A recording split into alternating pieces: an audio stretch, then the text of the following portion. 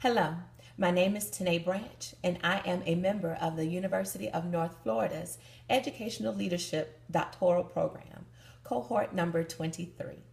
The purpose of this video is to share research that I have conducted in hopes of answering questions, soliciting feedback and recommendations on how to extend the research of my passion. Have you ever attended a training workshop and found yourself struggling to stay attentive to the instructor? I've been caught in that situation a few times, which is why I wanted to focus on my topic for this video: examining professional development activities of secondary school faculty, more specifically, a case study of a public school in southern United States. First, the background. I have been a proud educator for the past 11 years. As an educator, I have been expected to differentiate instruction, scaffold the learning experience, entertain, and engage my students in the lesson. However, that same type of learning or that same type of teaching has not always been provided for me. Teachers are responsible for educating youth, but who is responsible for the educational growth of our teachers? So, what type of capacity building takes place, and how do these assist the teachers in becoming effective facilitators of learning? That's just one of the questions that I wanted to look into throughout my research, which leads me to the purpose. The purpose of this research was to identify the methods that are currently being used in professional development workshops at secondary schools and how these assist teachers to become effective.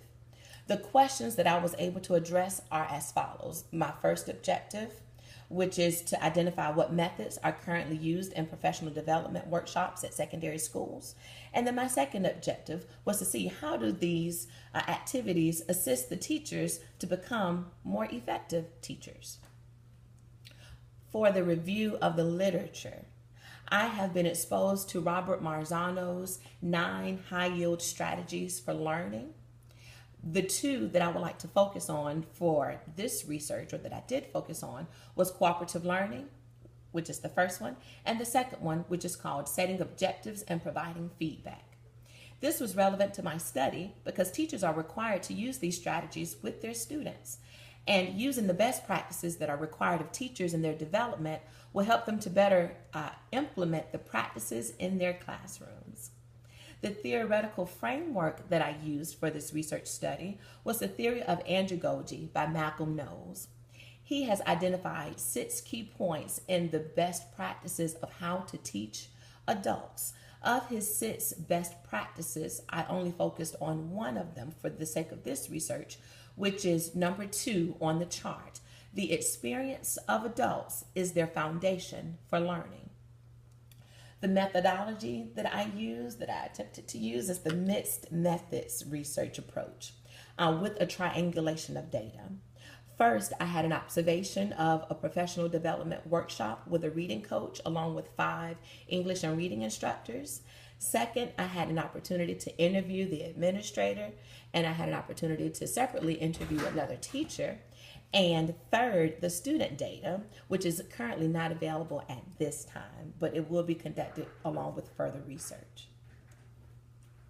For the findings and conclusions, for my first objective, what methods are currently used in professional development workshops, I was able to conclude that small groups, cooperative learning activities, lectures, and whole groups are the primary basis for the professional development workshops for our secondary school teachers.